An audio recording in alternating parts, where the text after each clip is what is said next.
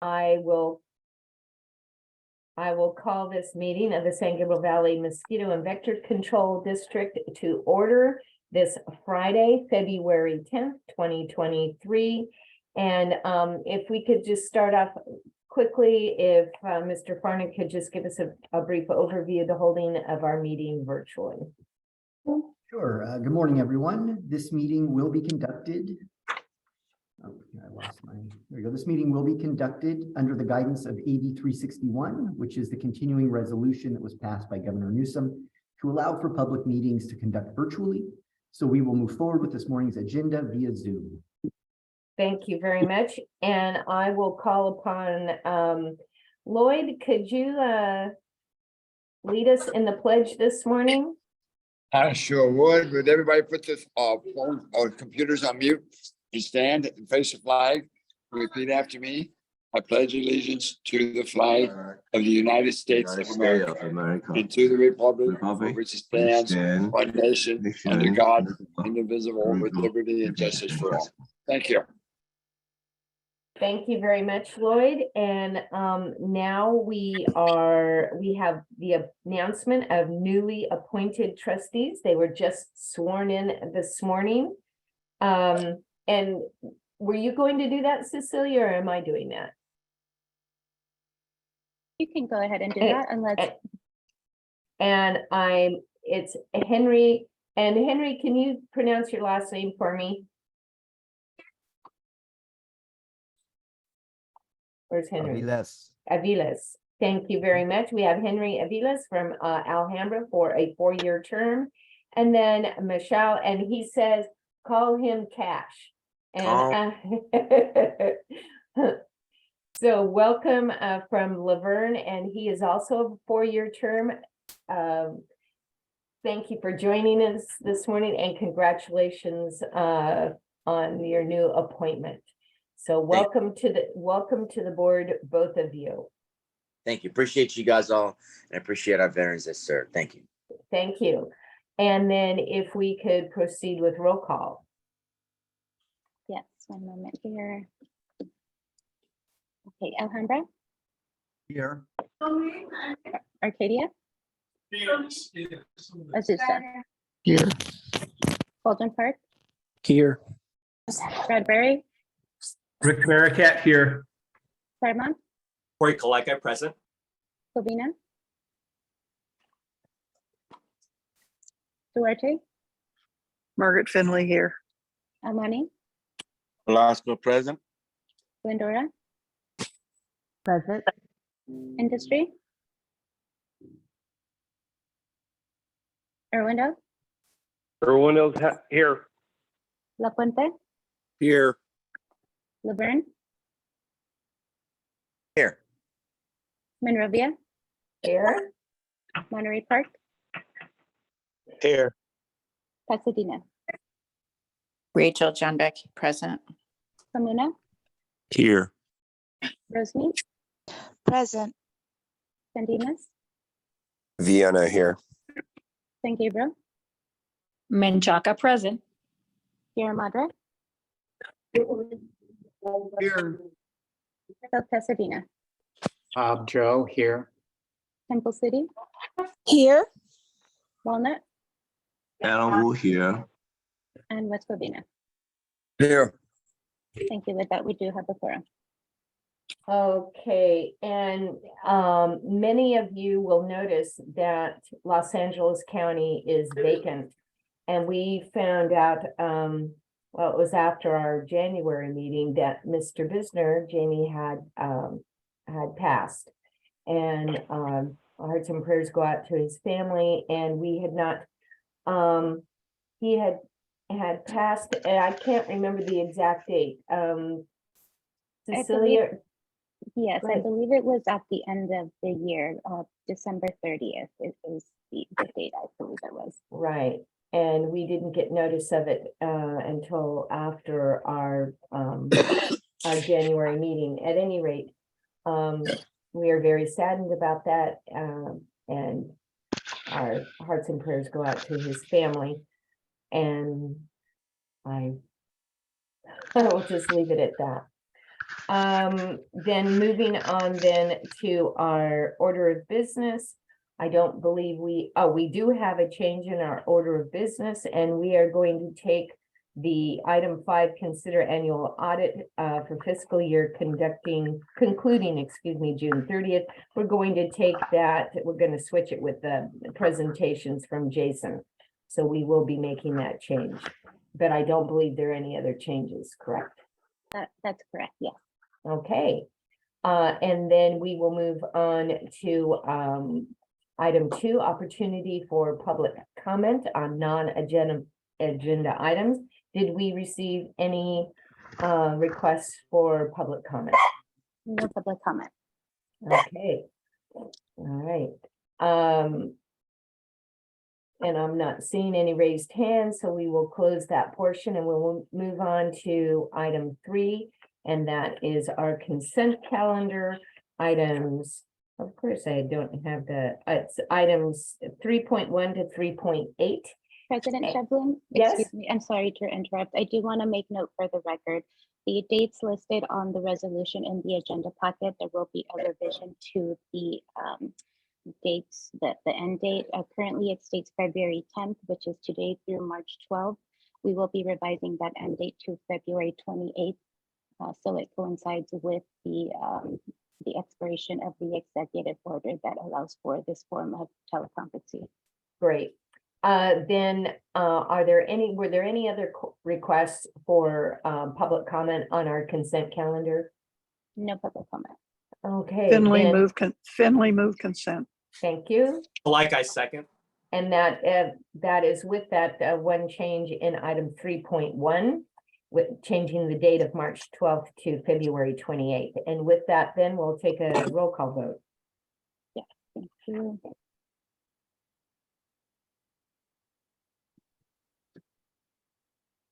Alhambra, Yes.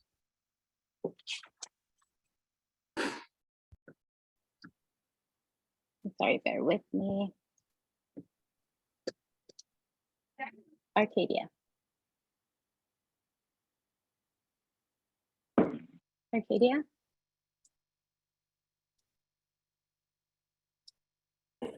Azusa, Yes.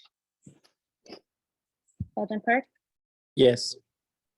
Bradbury, Ericat, yes. Claremont, Like I yes.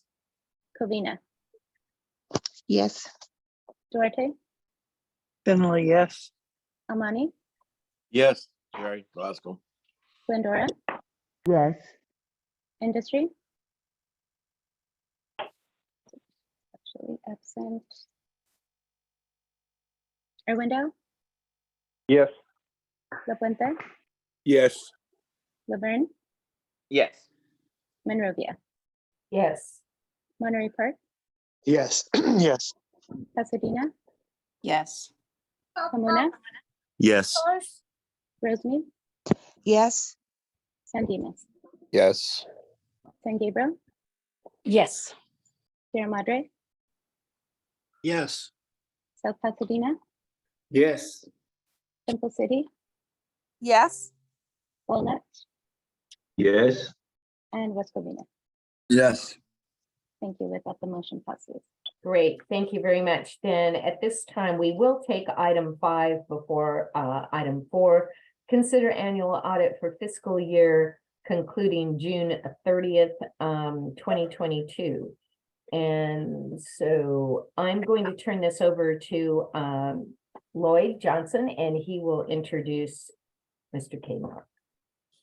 Thank you, Madam President. Yes, the Finance and Audit Committee, we did have a meeting. We went through the whole audit by Paul Kmart, the director for Nigro. And after a long discussion, the board voted to move this forward to the board of trustees for your full consideration. Thank you. And I believe Mr. Kmart is he online this morning? I'm looking. I'm right here. Okay, thank you. Oh, there you are. Yes. There you are. Thank you very much for being with us this morning. And so we will turn it over to you to provide a brief overview of the audit. Sure. Madam President, Board of Trustees, we had a chance to meet with the Finance Committee to go over the financial statements of the San Gabriel Mosquito and Vector Control District a few weeks ago. We had a chance to audit them, go over the internal controls, segregation of duties. We had a nice discussion in the Finance Committee about the results of the year. I'm here today for a brief discussion. If any of the board members would like me to continue with the presentation, or if they have any questions about it, I'm here to answer those questions for you today. Thank you. Does anyone have any, are you going to, I had understood you were going to give a brief overview, is that correct? I can do that. I can share my screen, no problem. If anybody doesn't have a problem with that. Cecilia, may I share my screen? You have co-hosting capabilities, yes. Co-hosting? Go ahead. Okay. Share. I guess the operative word was brief. Yeah. Can everybody see my screen? Yes. Yes. Okay. I'm going to do this from the point of here. I'm into page, let's see, 13. I'm into page 14 here. So this is on a cash basis aspect. Property assessments came in better than anticipated, a little raise in the assessment there, some penalties and fees, some people still paying those assessments late after the December 10th and the April 10th period. So investment earnings, it's a negative. Don't worry about that. If you can remember back at June 30th, the County of LA pool was at 1% earning because they had purchased, that's all you could purchase at that time, waiting, and they're waiting for those income, those aspects, that paper to mature. The market is trending at 3.5%. You could buy a 3.5% CD just like that, rising interest rates. The delta between that 2.5% delta, that's a loss. If LA County had to sell their entire portfolio, which you're invested in, they would take a loss. You'd have to pay somebody to take that portfolio. It's a 1 day in time. We have to present fair value financial statements. So it's a loss, but it's a paper loss just because of timing of what was going on at that time with rapid inflation and rapid interest rate expansion. So no problem with that. So 5.3 versus 5.3, good comparative between the two periods there. Salaries and wages, had a little COLA raise, had added some employees. Employee benefits here, this jump right here is because you made a prepayment into the CalPERS plan. We'll talk about that in a minute. Materials and services, insurance, very comparative. Capital outlay, bought a few more things. So overall, we see this negative here in cash because you utilize that money to make a prepayment into the CalPERS system. If we take a look at that on an aspect of full accrual, which I spoke to the finance committee about, we look here, we went from 2.1 million in your pension liability to 1.1. Now, this is just because of CalPERS made 24% on their portfolio that year, and they had to distribute that return, that 24% return, to all its members. But if we look up here, here is your prepayment up here in your deferred outflow, because we're 1 year behind. So that's going to take an effect this next year for 2023. You could almost be in a net pension asset position. So you made a payment at the right time, is you bought units at a lower value. Now interest rates are expanding. That fixed income works very well for CalPERS on an annuity situation because you can predict that money. If I buy 5% paper, I'm guaranteed a payout of 5% paper for the next 10 years, whatever I buy it. If I just work on stocks, that's gambling money. You don't even know if they're going to do a dividend, what's going to happen with the stock. But fixed income, that's just gasoline on a fire for an annuity program like CalPERS. That just really raises everybody's portfolio value in the investment because it's a prediction, so they can do that. So that was what happened here from CalPERS, but we still got this money to put on top there as well. And that's going to be exciting to see if we get into a net pension asset. You did everything at the right time. So from that, what do we have left over? 4.1 million in reserves moving into future periods. Very good year. You did some really good things to help your overall long-term position and your current position with the organization. I'll turn it over to questions from that. Do we have any questions from Paul? Madam Mayor, I can't, sorry, Madam President, I can't find my my hand button, but I just wanted to ask, what is our investment policy? And is there a possibility to be, and maybe it doesn't matter now, I don't know if there's been an adjustment in the rate for the county fund, but you know, is there a possibility to invest some of that money? Because I get the fact that it's not necessarily a negative, but it would be nice to be able to take advantage of higher interest rates to get a little bit more money on our investments. Yeah, currently right now, you're making really good interest rates at where your investments are. This is just a 1 day in time portfolio valuation thing. So it has nothing to do on here. You can still see right here at the end of the year. You could take a look right here, accrued interest receivable. There's your 6.9 from the year. Oh, I'm sorry. I'm not sharing my screen. If I can really quick, I'll show you this really quick here. Sorry. Right here on the balance sheet, you can still see you're at $6,900 for accrued interest, and that was in a 1% market. Already here at June 30th, you're at $10,341 in accrued interest. This number right here probably turned into $20,000 that you earned for the quarter ending December 31st, just because of rising interest rates market. So you're in a good position. But the paper loss is the paper loss. It just so happens all my clients had to take that for a 1 day in time because they couldn't wait for their investments to mature fast enough to be able to buy new paper. They'd already gone long. So. Okay, thank you. I just, again, because we've reviewed this with the city, you don't want to take risks with money, but certainly if there are other options that are safe, that we may want to consider that. And having said that too, I have to apologize because I do recall now, I think I have received an email asking if I would continue on the finance committee. And I see on the agenda that we've got one vacancy. So, I probably would have already asked these questions if I had responded and I would have been at that meeting. So, Madam President, I will be happy to return to the finance committee. Okay, Yes. and we'll talk about that when we come up. I did have someone in the meantime that did Oh, okay. volunteer, but we can negotiate. Thank you. Your two investment platforms are with LAIF at the state of California and with LA County. As you receive the money from the assessments on the property tax roll, it goes into the county pool. Two very safe things that are just now exploding with, now that we have, because they're handcuffed to what they can buy and they're handcuffed to really fixed income. And now that fixed income rates are exploding, so is their portfolio. So you're doing really good. Great. Thank you for that. Appreciate it. Thank you. Okay. Madam, if I could just add to that Yes. really quickly, the finance committee did request early or mid last year that we review our investments and see if there were any better routes we could take. And we found that LAIF and the LA pool, which we are currently in, still is our best bet. Thank you. Okay, I'll let you, Mr. Kmark, I'll let you continue. That's it for my presentation. Oh, all right, you were brief. All right, are there any other questions of Mr. Kmark? Okay, great. Then our recommendation here from our finance committee. Lloyd, did you have any final comments? You're on mute, Lloyd.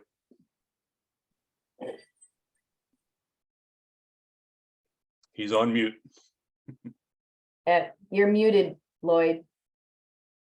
Oh, there I There you go. I apologize. Like I said, we had a great discussion with him, with Paul. All of our questions was answered to our satisfaction. So like I said, we were ready to move forward to the full board for our vote. Thank you, Madam Okay, Mayor. all right, then the required action or recommended action is to approve their annual audit for fiscal year concluding June 30th, 2022. And thank you very much, Mr. Kmark, for that presentation. So do we have a motion and a second? I'd like to make a motion that we approve. Joseph, okay, we have a motion by Joseph Leon and then a second by Jerry Velasco. Is that correct? Correct. Okay, Yeah. can we please have a roll call vote? Yes. Alhambra, Yes. Arcadia, Azusa, Yes. Baldwin Park, Yes. Bradbury, Vericat, yes. Claremont, Malika, yes. Covina, Yes. Doherty, Finley, yes. Amani, Yes. Glendora, Yes. Arwindo, Yes. La Puente, Yes. Laverne, Yes. Monrovia, Yes. Monterey Park, Yes. Pasadena, Yes. Pomona, Yes. Rosemead, Yes. San Dimas, Yes. San Gabriel, Yes. Sierra Madre, Yes. South Pasadena, Yes. Temple City, Yes. Walnut, Yes. and West Covina. Yes. Thank you. With that, the motion passes. Thank you very much. And so then we will move on to presentations. Item Thank you 4. all, and I'll talk to you next year. Thank you. We will move on to item 4. All right. Thank you, Madam President. Can everybody see my screen? Yes. Yes. All right. So this is a presentation that I will be giving at the Annual Mosquito Control Association Annual Conference, or American Mosquito Control Association Annual Conference in March. We've been talking a lot about our industry conferences, and usually there are the conferences are made up of a lot of symposiums and presentations. A lot of those presentations have to do with the technical side of what we do. There's a lot of presented, published research, and a lot of things that have to do with the science side. But there are also quite a few talks and symposiums about best practices and administrative practices, management, as well as communications. And so this will be one of those presentations, just about new technologies and management practices.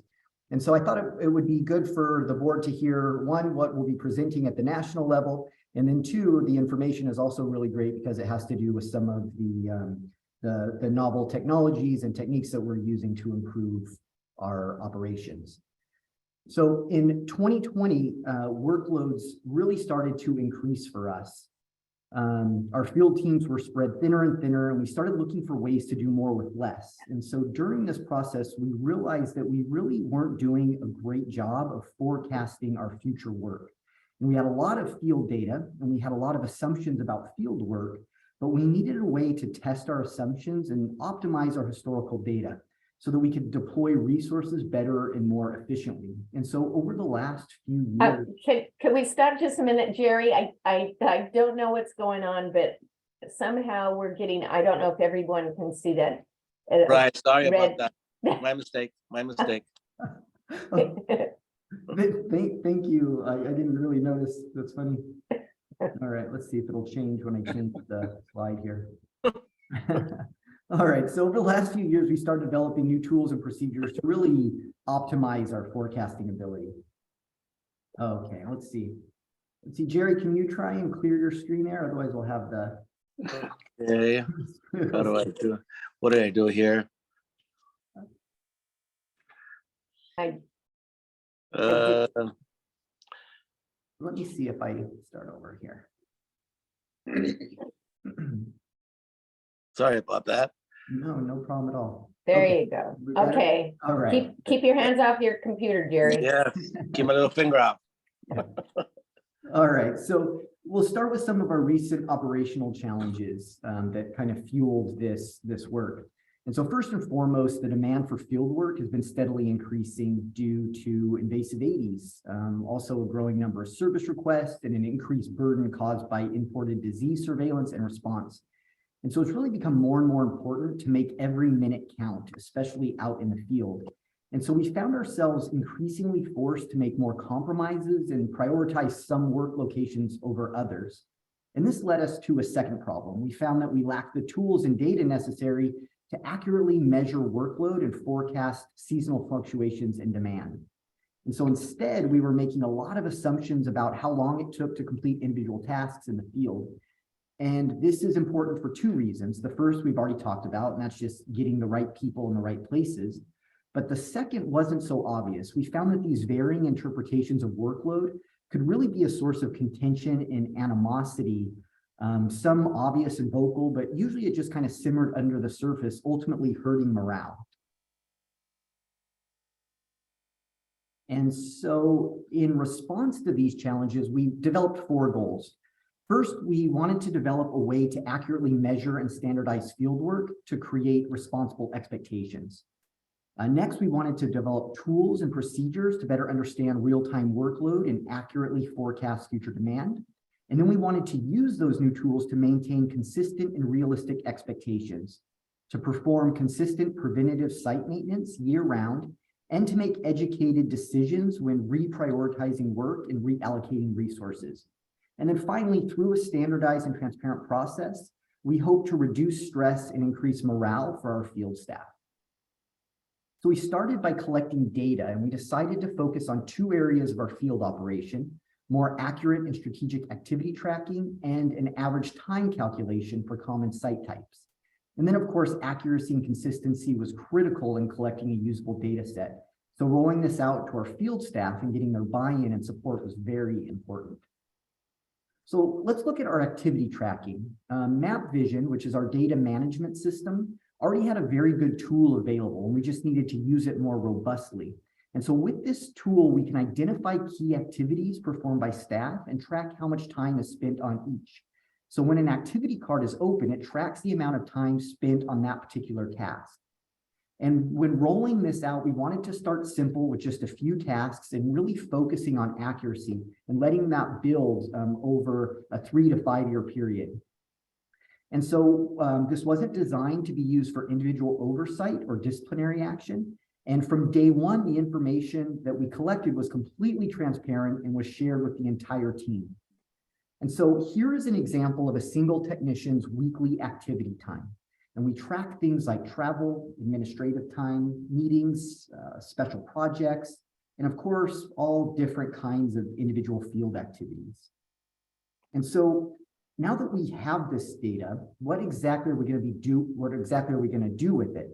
And Map Vision plays really nicely with Power BI, which is a data analysis software. And through Power BI, we can look at this data that we've collected in all kinds of different ways. And so here, for example, it's an entire year's worth of activity for a single employee. So this is 2022, and we can glean all sorts of useful things from this. And I know that this is kind of small, so let's zoom in a little bit. And we're just zoomed in on the first few lines of that graph. And this first line, for example, here is the person's primary job function. And this is Zone 7 inspection and treatment time. And across the board, when comparing individuals, we found that they all spend about 1/3 of their time doing their primary job function.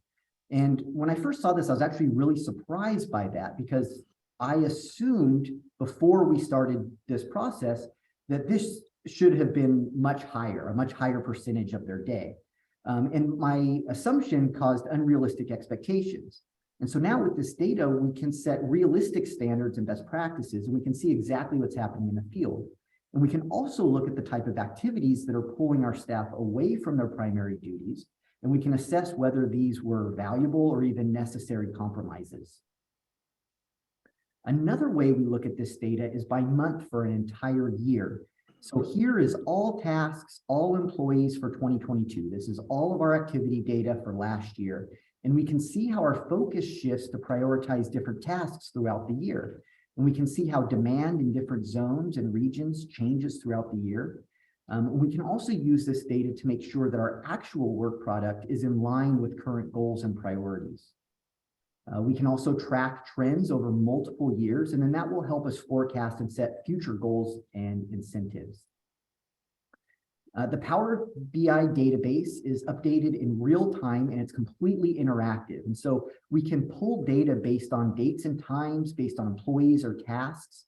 And so here, for example, I can click through employees on the left side, or I can click through the tasks on the right side of this chart and look at the distribution of the employee's time or who worked on a certain task. And as I click through, the distribution will light up. And As I click through here, you can kind of see the numbers change. And so I can get some great granular data about how our time is spent. And so I'm not looking to make any individual assessments on performance, but what I'm looking for are trends that impact overall efficiency. Jason, I do have a question since you've got that one highlighted there with the red circle. It is way off the charts compared to everything else. And so it's talking about administrative time. So is that what, filling out reports or what exactly is that? So administrative time is anything that the technician is doing to plan their day, or it's something that the district requires. So this is like scheduling with residents, making phone calls, updating data, planning their routes, things like that. Now, this is the one consistent thing that all employees do. And so that's why when we look at cumulative data, it's by far the most active. Okay. If we go back and look at individual data, you can see that it's not the highest thing, but when it's combined with everyone else, it is the highest. So when I click on this on the left, you can see how that total time is distributed amongst all the employees. And so this is a really good example, because when I look at this,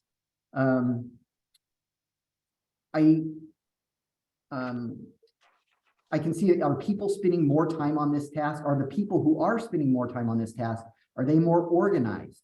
Or are the people who are spending less time on this task, are they getting more done out in the field?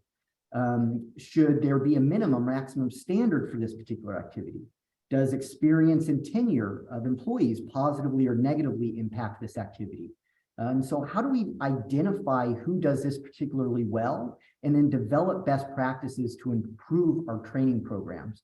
And so for me, when I am using this interface, I'm not usually looking for answers, but more importantly, I'm inspired to ask the right kind of questions. And then these are the kinds of questions that we can review with the team, and we can investigate on a deeper level to see if there is a problem there, to see if there's something that we need to change or build into future training and procedures. And so that's activity time. Now let's look at the other half of the equation, that's average time. So what we're talking about here with average time is using historical data to come up with the average amount of time it takes to complete an inspection and or a treatment of any given source. And so we worked with Map Vision to develop a program that works with our current data collection software. And now our software provides an average time for each source type, like gutters, swimming pools, drains, all based on historical data, and it updates in real time with every new entry. And so once the tool was available, we had to make sure that the human element of inputting the data was accurate. So we had to update and retrain our data entry procedures. And finally, we had to develop a baseline for all of our current source types. And so we began with no timing standards at all, assumptions or expectations. We just asked the field staff to be as accurate as possible and to go out and do their thing, not worrying about spending too much or too little time in any one place. And now, after a few seasons under our belt, we have an accurate and reliable timing projections that we can now use to inform better decisions. So this is what that looks like. In this new report, we can look at the estimated time it will take to complete the scheduled work in each zone. So the blue line here, and there's two blue lines, the blue lines here, they indicate the number of hours available in a week. And then each successive red line is an additional workday. And so from here, we can easily see when we're planning our week that zones 1, 2, 5, and 8, for example, should have no problem finishing their work with time to spare.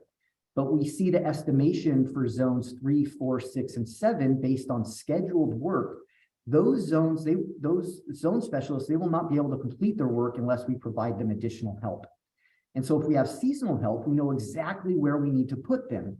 And then the specialists that are in the lighter zones, they can already expect to be assigned some extra work in someone else's zone to help with some of the heavier workloads. And because this report is shared with the entire team, everyone can see exactly what we're up against and plan accordingly. And most importantly, our field staff can see exactly why management is making the decisions that they do. Another way that we look at this data is a little bit further out. And this chart shows zone 2 average time forecast by month for the entire year. So this is one zone or one zone technician, and he's looking forward into 2023.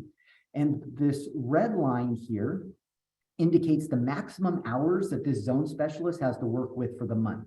And so I pulled this report at the beginning of January, and you can see that the time in January was already maxed out. So any additional work that's scheduled during that month would require extra help in that zone.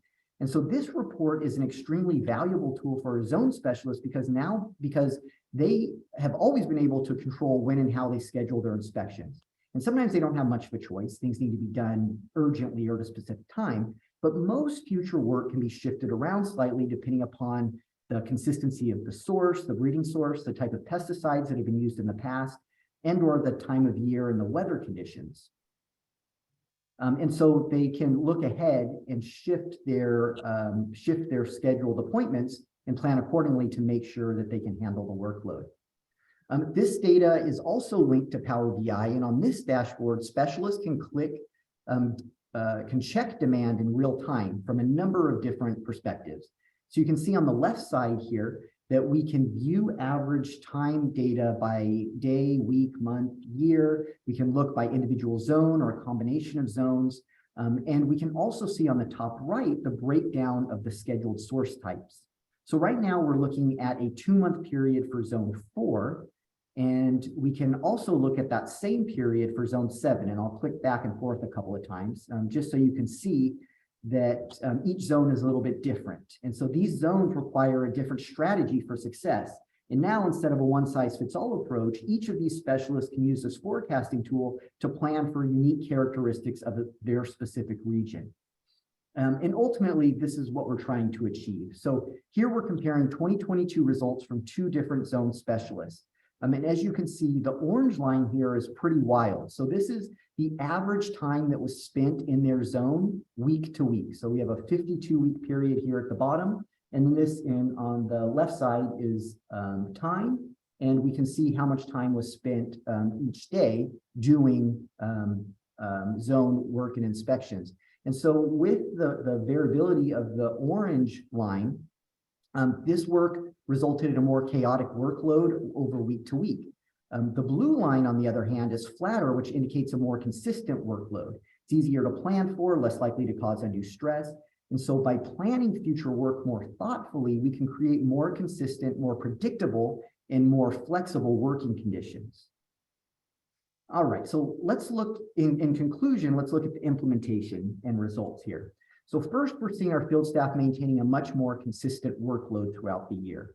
And the key to success here is not to focus on all the work that could potentially be done, because there's always too much work to be done in our field and in public health. But instead, we want to start focusing on the amount of time that we have to contribute based on our current staff, and then ensure that that time is spent making the greatest possible impact to improve public health. Second, these new tools and procedures are allowing us to look ahead and better prepare for curveballs, which there are a lot of. And so the scheduled work that we've been talking about is only a small part of a vector control specialist's job. It's the preventative maintenance part, it's the proactive part, and outside of a public health emergency, I'll argue that it's the most important part of their job. It really is the most important thing that we do. And so having the ability to plan ahead and maintain as much of this work as possible, even during the most chaotic parts of the season, is a huge advantage. And we're finding that we don't have to sacrifice as much of this work as we used to when the season gets really intense. Next, we can more efficiently and effectively assign extra help to where it's needed most. It's also done in a transparent way. And so this not only gives management an effective tool to assign work, but it also allows everyone to see how and why resources are being distributed. Next, these tools are helping us identify best practices. And finally, we're providing accessible, consistent, and transparent data to use for coaching and development. And so throughout this presentation, I mentioned that these tools aren't used for disciplinary purposes, and that's true. An employee will never find themselves in a position where they're sitting in their manager's office looking at one of these charts, being told that they're not doing a good job. But at the same time, management will not ignore opportunities for improvement. So first and foremost, management will look for people who are doing things especially well to improve best practices. They'll also look for people who are struggling in any area and quickly identify it as an opportunity for growth and give that employee the support and the tools needed to improve. And what we're finding is that with these new tools, they're acting as an early warning system for struggling performance. And that prompts an intervention before any formal disciplinary action is needed. And so overall, these tools have definitely improved resources and time management while also reducing stress and tension and importantly, improving overall morale. I'd like to thank the operations team, specifically Gilbert, Antonio, Brian, and Marco, but the entire operations team who rolled this out and are working so diligently to be as effective and efficient in the field as possible. Thank you very much. Thank you. The fascinating data there. And do we have any questions? I see John Cabocha has his hand raised. John. Yeah, it's pretty impressive what you've come up with here. But how accurate is the estimates for time? Like when you flip between two zones there, and you're looking at all these different things like storm drains. Is it is it a unit of work in a storm drain always so consistent that you can predict how much time it's going to take when someone has to visit a storm drain and do the mitigation there? Or how much variance is there? Yeah, that's a good question. The answer is no, there is a lot of variance. And so the average time is just that. It takes literally thousands of inspections over the years here at the district, and it gives us an average time. So sometimes you go to a drain and you look inside and it's empty, and that inspection took you 2 minutes. Sometimes you run into a problem and then you're there for 10 or 15. And so there's two things. One is that when we use this for forecasting, we're using it as a basic approximation. It's a baseline. The zone specialists know their zones. And so there is a level of looking a little bit deeper on exactly what sites you have for a given day or a week to really pinpoint it down. But what this average time does is it just gives us a baseline, something to go off of to tell us if we're getting in over our heads or if we have a lot more time to spare. But I was actually really surprised about how accurate the end result is when we look at an entire week or an entire month about which zones have more time to spare and which zones are overworked or how much extra help is needed in particular zones.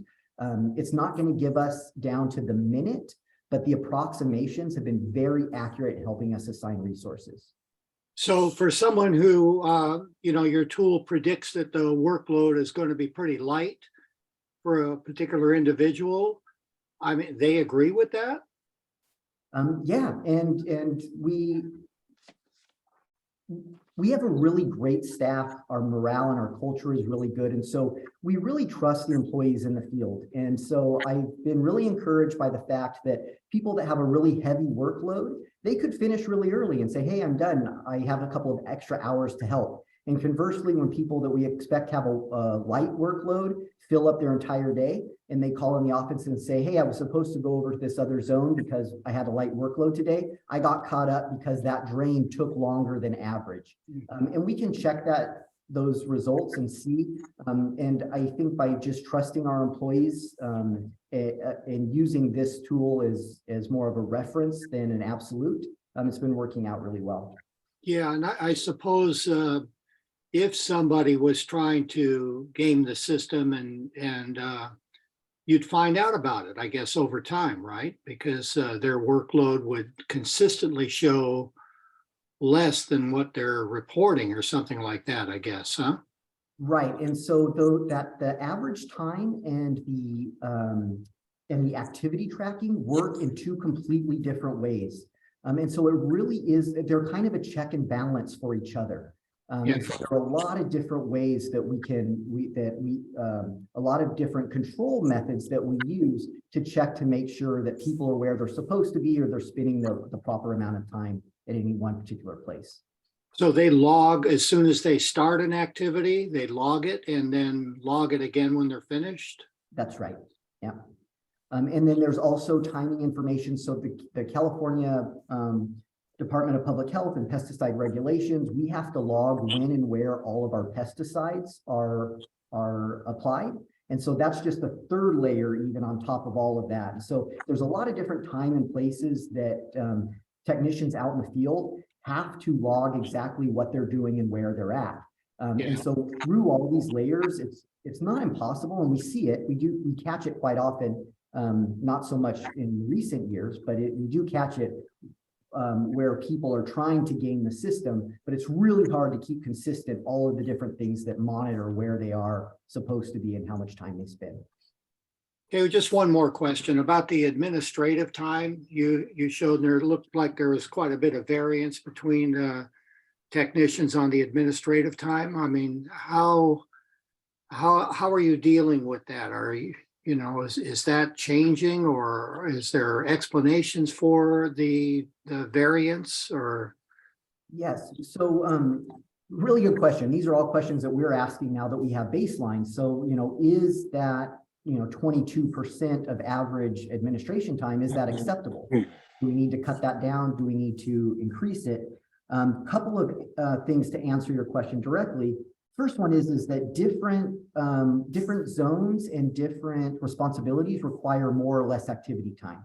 So for example, the technician that does all of our property consultations, his administration time is probably double what a technician is because his primary job function is residents and getting and making appointments and following up with them. And whereas a technician just has to kind of plan their route and get it done. And so we're seeing the people who are doing similar job functions have very similar administrative time. And so now we have to look at that and say, okay, is that acceptable? What can we do to reduce it? Will reducing it or expanding it, how will that impact other areas of that time? Yeah. Okay, thank you. Thank you. Excellent. Okay, great. Again, fascinating data, and look forward to it being a real tool for you, Jason. Okay, did we have any public comment on this item or request for public comment? No public comment, no. Okay, great. And this is just a receive and file presentation, no action to be taken. Thank you very much, Jason. And then we will move on to item 6, which is the 2023 trustee committee and assignments. And I have been able to do some little work in the background here. And since Mr. or Cork had volunteered, we had at the posting of the agenda, we had a vacancy under finance and audit. I did make several calls, and someone had said that they would try it out, but given Corey's desire to volunteer here, he has graciously given that position to Corey. So at any rate with that, then we have our 4 committees are fully filled. And you can see him on there. And on the 5th one, then Corey will be the 5th member on the Finance and Audit Committee. And you see the members and the chairs. And I want to thank everyone for your volunteering and coming forward. Do we have any public comment on this item? No public comment, no. Okay, is there anyone that have any questions or comments? And thank you again, Corey, for that. And I'll acknowledge, it was Emmanuel Estrada who had said he'd try it out, but I don't want to force anything on anyone. And since you came forward to volunteer, we will give the position to you. So he's graciously giving that up. Thank you, Mr. Terrible.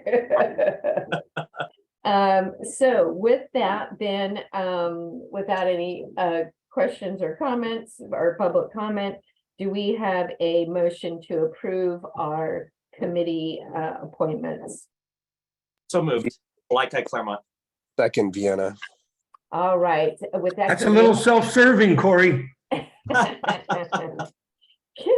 Can we have a roll call vote, please? No good deed goes unpunished. Thank you. Alhambra, Yes. Azusa, Yes. Baldwin Park, Yes. Bradbury, I'm tempted to abstain, but I'll vote yes. Claremont, Kaleka, yes. Covina, Yes. Duarte, Finley, yes. Almani, Yes. Glendora, Yes. Irwindale, Yes. La Puente, Yes. Laverne, Yes. Monrovia, Yes. Monterey Park, Yes. Pasadena, Yes. Pomona, Pomona, yes. Rosemead, Yes. San Dimas, Yes. San Gabriel, Yes. Sierra Madre, Yes. South Pasadena, Yes. Temple City, Yes. Walnut, Yes. and West Covina. Yes. Thank you. With that, the motion passes. Great, and thank you again for those that are volunteering and your willingness to serve. I'm sure we're going to be getting back to you soon as to especially on the public information and legislative committees that don't meet as often as how we can make those committees more active. So with that, we are moving on to item 7, district administration. And so that's Jason. All right, thank you. So 7.1 is just a reminder for the Finance and Audit Committee. We will need to convene this month to review 2 standing items, the annual investment policy review and the annual signatory authority review. So we will get the new committee off and running very quickly. Cecilia will send out some correspondence, get something scheduled this month. The next item, the district recently attended the MVCAC annual conference in Anaheim. It was a really well-attended conference. I think over 300 attendees from all over California, even some people from neighboring states this year. And so because the conference was so close, we were able to send most of our staff for at least one of the 2 days. And so sunshine reports will be included in next month's board report. So if you're interested, you can get some insight into everybody's experiences and see how their attendance benefited the district. We are also joined by 2 trustees, Mr. Johnson and Ms. Dornick. And I'm really happy that you guys were able to attend. Thank you so much for taking the time. They even went a day early to attend a special program designed for trustees, and that was hosted by Orange County Vector Control District. And then our very own Pablo Cabrera killed it with an excellent presentation in communications symposium. So thank you, Pablo, for that. And Jason, you said there'll be a report next month as to their experiences. Yeah, so we're required by law to submit a sunshine report, and that just talks about why the travel was necessary and what we benefit. And so each individual attendee will contribute a sunshine report, and they will all be included next month. And we'll so I'm not putting them on the spot for Jackie and Lloyd, they can come back next month too and share their experiences as well. Sure. Yes, that's what I was planning on doing. Thank you. Okay. Continue. All right, so just a couple of quick items for our district update. We have quite a few open positions that are in the process of being filled. So application periods are closed and interviews are in process for our director of communications, an HR analyst, and a vector ecologist. And so we hope to have those positions filled very soon.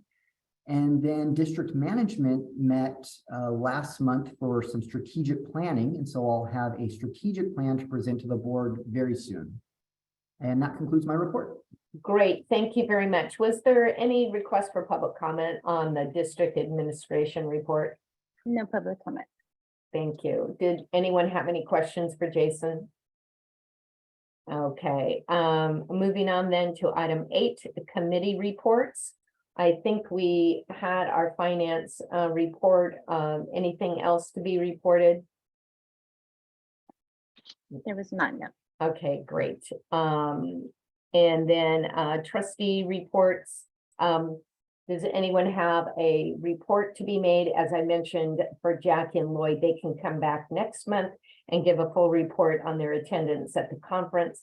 But anyone else, does anyone else have a report to be made? Not seeing any hands raised. Do we have any new business? No new Madam business. Mayor, I would just- Yes. Sorry, Madam President, at least I can get away with calling you Madam Mayor. Just a suggestion that we adjourn in memory of our colleague Yes, from formerly representative from LA County. yes, yes. And I also we can adjourn also in the memory of those that were lost in Monterey Park. And the tragic shootings there as well. Are there any other announcements or anything else you'd like to include under our adjournment? Okay, well then, as Corey brought up and I mentioned earlier, we will adjourn this meeting in memory of Jamie Bisner and all of his contributions to this district. And again, our hearts and prayers go out to his family. He will definitely be missed. And then also in memory of all those lost in the tragic shootings in Monterey Park on the Chinese New Year celebration. So with that, at 7:56, we are adjourned and thank you for joining us. See you next time in person, everyone. We will be in person. Thank Thanks. Next person. Bye. Everybody have a great one. Bye.